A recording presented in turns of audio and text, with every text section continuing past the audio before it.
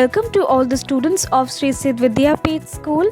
आज हम पढ़ेंगे कक्षा 8वीं का हिंदी का 7वां पाठ, क्या निराश हुआ जाए का प्रश्न अभ्यास। तो आप सभी को याद होगा कि पिछली क्लास में हम पढ़े थे ये पाठ पूरा, क्या निराश हुआ जाए, और ये बहुत ही एक मनोरंजक पाठ था और बहुत ही प्रेरणादायक पाठ था। आशा करती हूँ आप सभी को ये पाठ बहुत अच्छा लगा हो। तो आज हम करेंगे इस पाठ का प्रश्न अभ्यास। पहला प्रश्न क्या है? लेखक ने स्वीकार किया है कि लोगों ने उन्हें भी धोखा दिया है, फिर भी वह निराश नहीं है। आपके विचार से इस बात का क्या कारण हो सकता है? तो चलिए इसका उत्तर है, लेखक ने अपने व्यक्तिगत अनुभवों का वर्णन करते हुए कहा है कि उसने धोखा भी खाया है, परंतु बहुत कम स्थलों पर विश्वासघात नाम की चीज़ मिलती है। पर उसका मानना है कि अगर वो इन धोखों को याद रखेगा तो उसके लिए विश्वास करना बेहद कष्टकारी हो जाएगा। और ऐसी घटनाएं भी बहुत कम नहीं है जब लोगों ने अकारण उनकी सहायता की है, निराश मन को ढाढ़स दिया है और हिम्मत बढ़ाई है। टिकट बाबू द्वारा बचे हुए पैसे लेखक को लौटाना, बस कंडक्टर द्वारा दूसरी बस व बच्चों के लिए दूध लाना आदि ऐसी घटनाएं हैं। इसीलिए उन्हें विश्वास है कि समाज में मानवता, प्रेम, आपसी सहयोग समाप्त नहीं हो सकते हैं। तो चलिए बढ़ते हैं दूसरी प्रश्न की ओर। दोषों का पर्दाफाश करना कब बुरा रूप ले सकता है? तो उत्तर है, दोषों का पर्दाफाश करना तब बुरा रूप ले सकता है जब हम किसी के आचरण के गलत पक्ष को उद्घाटित करके उसमें रस लेते हैं, या जब हमारे ऐसा करने से वह लोग उग्र रूप धारण कर किसी को हानि पहुंचाते हैं। तीसरा प्रश्न क्या है? आजकल के बहुत से समाचार पत्र या समाचार चैनल दोषों का पर्दाफाश कर रहे हैं। इस प्रकार के समाचारों को और कार्यक्रमों की सार्थकता पर तर्क सहित विचार लिखिए। तो आजकल बहुत सारे ऐसे समाचार भी आ रहे हैं जहाँ पे दोषों का पर्दाफाश हो रहा है, दोषों को सामने लाया जा रहा है। तो इसके लिए हम लोगों को क्या कहना चाहिए कि इस प्रकार के पर्दाफाश के समाज में व्याप्त बुराइयों से अपने आसपास के वातावरण तथा लोगों से अवगत हो जाते हैं और इसके कारण समाज में जागरूकता भी आती है। साथ ही समाज समय रहते ही सचेत और सावधान हो जाता है। चौथा प्रश्न, निम्नलिखित के संभावित परिणाम क्या हो सकते हैं?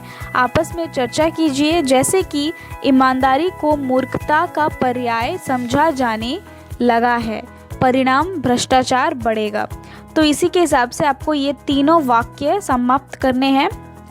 तो सच्चाई केवल भीरू और बेबस लोगों के हिस्से पड़ती है, तानाशाही बढ़ेगी। झूठ और फरेब का रोजगार करने वाले फूल फल रहे हैं, तो क्या होगा? भ्रष्टाचार बढ़ेगा।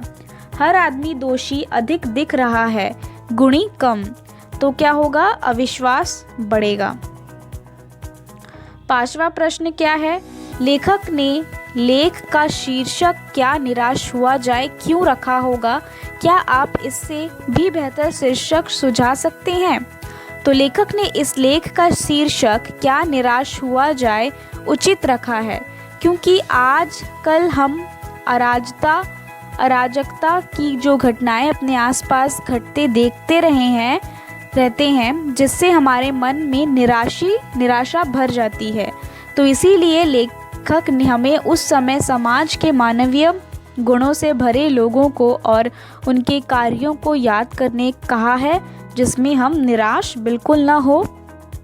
इसका अन्य शीर्षक हम दे सकते हैं, हम निराशा से आशा भी रख सकते हैं। तो छठी प्रश्न क्या है? यदि क्या निराश हुआ जाए के बाद कोई विराम चिन्ह लगाने के लिए कहा जाए तो आप दिए गए चिन्हों में से कौन सा चिन्ह लगाएंगे? और इसी को आपको लिखना है। तो यहाँ पे जैसे कि है क्या निराश हुआ जाए में आपको चिन्ह लगाने हैं कि इसके बाद प्रश्न में क्या चिन्ह होगा। तो जहाँ पे प्रश्न चिन्ह होगा वहाँ पे प्रश्न चिन्ह होगा, जहाँ पे पुनरावृत्ति होगा, खड़ी पाई होगा तो वहाँ पे खड़ी पाई होगा। तो ऐसे ही आपको यहाँ पे कुछ प्रश्न चिन्ह लगाने हैं। 7वां प्रश्न क्या है, आदर्शों की बात करना तो बहुत आसान है पर उन पर चलना बहुत कठिन होता है। क्या आप इस बात से सहमत हैं?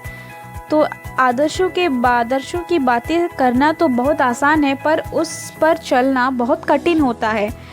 तो हम इस कथन से सहमत हैं क्योंकि व्यक्ति जब आदर्शों की राह पर चलता है तब उसे कई कठिनाइयों का सामना करना पड़ता है। असामाजिक तत्वों का अकेले सामना करना पड़ता है। अभी करेंगे हम लोग भाषा की बात। तो पहला प्रश्न क्या है, भाषा की बात से दो शब्दों के मिलने से समास बनता है। तो समास का एक प्रकार क्या है, द्वंद्व समास।